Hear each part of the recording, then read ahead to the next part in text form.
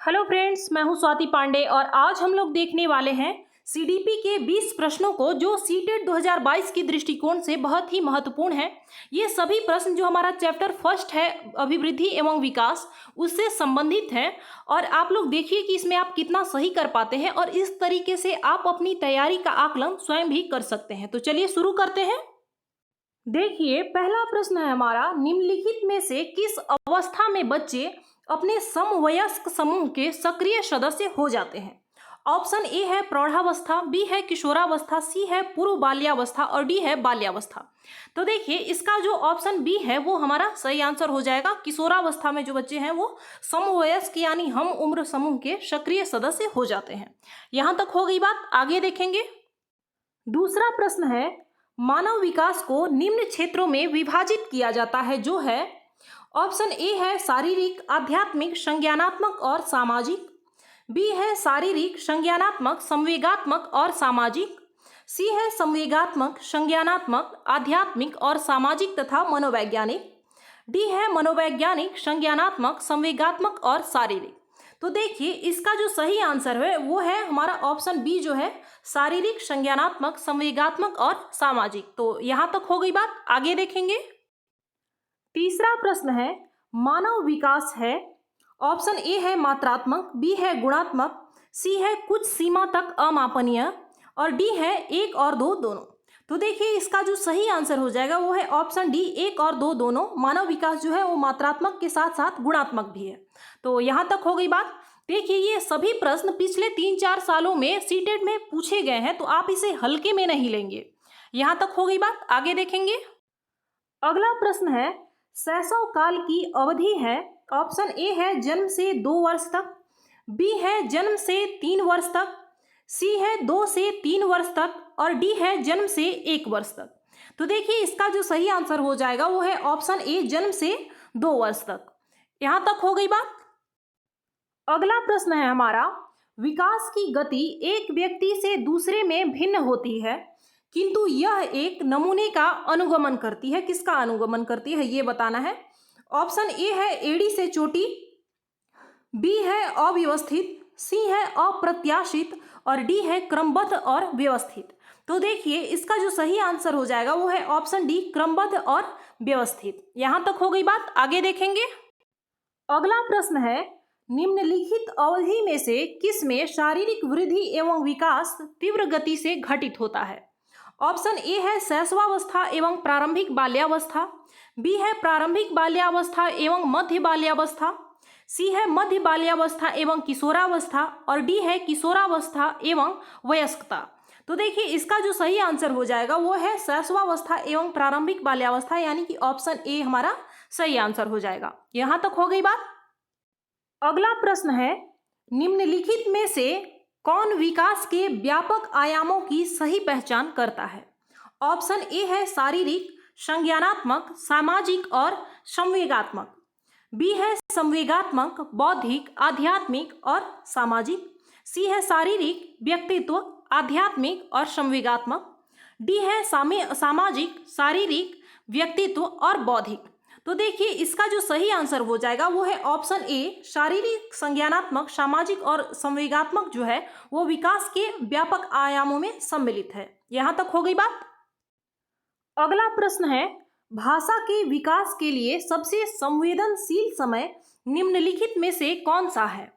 Option A है मध्यावस्था का काल, बी है वयस्कता, सी है प्रारंभिक बचपन का समय और डी है जन्म पूर्व का समय। तो देखिए, इसका जो सही आंसर हो जाएगा वो है ऑप्शन सी, प्रारंभिक बचपन का जो समय है वो भाषा विकास के लिए संवेदनशील समय होता है। यहां तक हो गई बात, आगे देखेंगे। अगला प्रश्न है, किशोर अनुभव कर सकते हैं, ऑप्शन ए है बचपन में किए गए अपराधों के प्रति डर के भाव, बी है जीवन के बारे में परितृप्ति, सी है आत्मसिद्धि के भाव और डी है दुश्चिंता और स्वयं से सरोकार। तो देखिए, इसका जो सही आंसर हो जाएगा वो है ऑप्शन डी, दुश्चिंता और स्वयं से सरोकार। आगे देखेंगे। अगला प्रश्न है, भाषा विकास के लिए प्रारंभिक बचपन कम महत्वपूर्ण है, अति संवेदनशील है या अमहत्वपूर्ण है या फिर निरपेक्ष है? देखिए इसका जो सही आंसर हो जाएगा वो है ऑप्शन नंबर बी, यानी अति संवेदनशील है। प्रारंभिक बचपन की जो अवस्था होती है वो भाषा विकास के लिए अति संवेदनशील है। यहां तक हो गई बात। अगला प्रश्न है, वह अवधि जो वयस्कता के संक्रमण की पहल करती है उसे कहते हैं। ए है किशोरावस्था, बी है मध्य बाल्यावस्था, सी है पूर्व बाल्यावस्था और डी है बाल्यावस्था की समाप्ति। तो देखिए इसका जो सही आंसर हो जाएगा वो है ऑप्शन नंबर ए, यानी किशोरावस्था। इसके बाद ही हमारा वयस्कावस्था आता है, यानी वयस्कता को प्राप्त हम तभी करते हैं किशोरावस्था की समाप्ति के बाद ही। तो ये ए हमारा सही आंसर हो जाएगा। आगे देखेंगे। अगला प्रश्न है, कोई भी नाराज हो सकता है, यह आसान है, परंतु एक सही व्यक्ति के ऊपर सही मात्रा में, सही समय पर, सही उद्देश्य के लिए तथा सही तरीके से नाराज होना आसान नहीं है। यह संबंधित है। ऑप्शन ए है संवेगात्मक विकास से, बी है सामाजिक विकास से, सी है संज्ञानात्मक विकास से और डी है शारीरिक विकास से। तो देखिए इसका जो सही आंसर हो जाएगा वो है संवेगात्मक विकास से। उपयुक्त जो कथन है वह संवेगों पर नियंत्रण की बात करता है, यानी हमारा ऑप्शन ए सही हो जाएगा। यहां तक हो गई बात। आगे देखेंगे। अगला प्रश्न है, बच्चे जो है वो जन्म से ही असभ्य होते हैं और उन्हें समाज द्वारा सभ्य बनाने की आवश्यकता होती है। बी है ईश्वर का उपहार है जिनकी पूजा होनी चाहिए। सी है जिस सामाजिक और सांस्कृतिक परिवेश में रहते हैं उससे प्रभावित होते हैं और डी है एक खाली स्लेट की तरह संसार में आते हैं।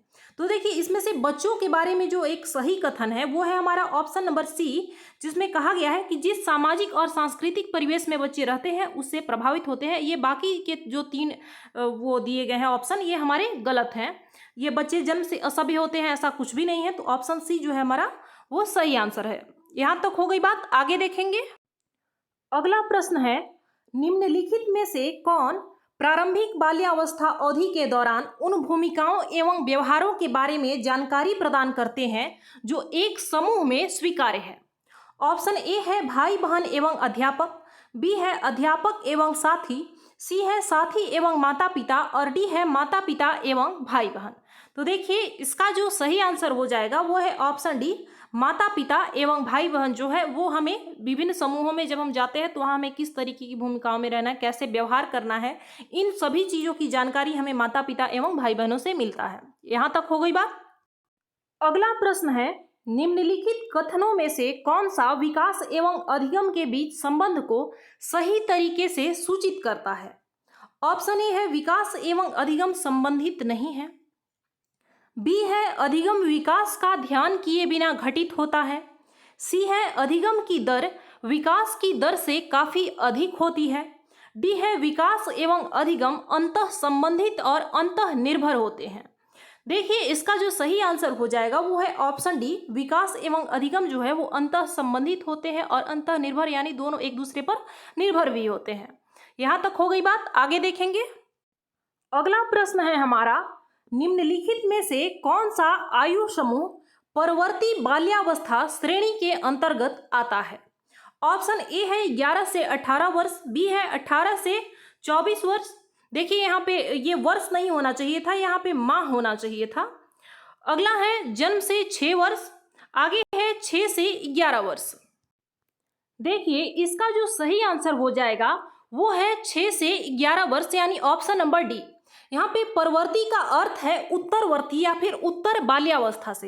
देखिए प्रश्न वही रहता है, ऐसा नहीं है कि लोग विकास का सिद्धांत नहीं जानते हैं या फिर वृद्धि और विकास क्या है ये नहीं जानते हैं, लेकिन अगर आप इस तरह प्रश्नों का अभ्यास करेंगे तो आपको ये पता चलेगा कि प्रश्न उन्हीं चैप्टर से संबंधित होते हैं, लेकिन उनकी जो भाषा होती है वो थोड़ी टेढ़ी होती है और इसी की वजह से प्रत्येक वर्ष सीटेट में लाखों लोग जो होते हैं वो फेल होते हैं। तो आप इसकी भाषा को समझिए और इसे देखिए, बार बार जितना ज्यादा आप प्रश्नों का अभ्यास करेंगे आप इसे पकड़ पाएंगे। परवर्ती बाल्यावस्था कहने का मतलब यहाँ उत्तर बाल्यावस्था से, और इसका सही आंसर हो जाएगा हमारा ऑप्शन डी।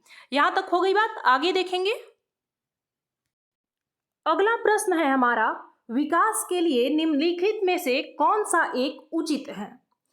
ऑप्शन ए है विकास जन्म के साथ प्रारंभ होता है और समाप्त होता है, बी है सामाजिक सांस्कृतिक संदर्भ विकास में महत्वपूर्ण भूमिका का निर्वाह करते हैं, सी है विकास एकल आयामी होता है और डी है विकास पृथक होता है। तो देखिए इसमें जो सही कथन है या उचित है विकास के बारे में वो है हमारा ऑप्शन बी, यानी विकास जो है वो सामाजिक सांस्कृतिक संदर्भ जो है वो विकास में एक महत्वपूर्ण भूमिका का निर्वाह करता है, और बाकी की ये 3 कथन जो है वो गलत हैं। यहाँ तक हो गई बात, आगे देखेंगे। अगला प्रश्न है, इस अवस्था में बालकों में नई खोज करने और घूमने की प्रवृत्ति बहुत अधिक बढ़ जाती है, वो कौन सी अवस्था है? ऑप्शन ए है शैशवावस्था, बी है उत्तर बाल्यावस्था, सी है किशोरावस्था और डी है प्रौढ़ावस्था। तो इसका जो सही आंसर हो जाएगा वो है ऑप्शन बी, उत्तर बाल्यावस्था। यहां तक हो गई बात, आगे देखेंगे। अगला प्रश्न है, शैशवावस्था की मुख्य विशेषता क्या नहीं है? ऑप्शन ए है सीखने की प्रक्रिया में तीव्रता, बी है जिज्ञासा की प्रवृत्ति, सी है अनुकरण द्वारा सीखने की प्रवृत्ति और डी है चिंतन प्रक्रिया। तो देखिए इसमें पूछा जा रहा है कि मुख्य विशेषता क्या नहीं है, तो ऑप्शन हमारा डी जो है वो सही हो जाएगा। बच्चा बहुत ज्यादा शैशवावस्था में चिंतन नहीं करता है। यहां तक हो गई बात। अगला और अंतिम प्रश्न है, अवधारणाओं का विकास मुख्य रूप से किसका हिस्सा है? ऑप्शन ए है बौद्धिक विकास, बी है शारीरिक विकास, सी है सामाजिक विकास और डी है संवेगात्मक विकास। देखिए इसका जो सही आंसर हो जाएगा वो है ऑप्शन ए, बौद्धिक विकास। यहाँ तक हो गई बात। आप इन 20 प्रश्नों में से कितना सही कर पाए ये हमें कमेंट करके जरूर बताइएगा। आज के लिए इतना ही, मिलते हैं हम लोग अगली क्लास में। धन्यवाद।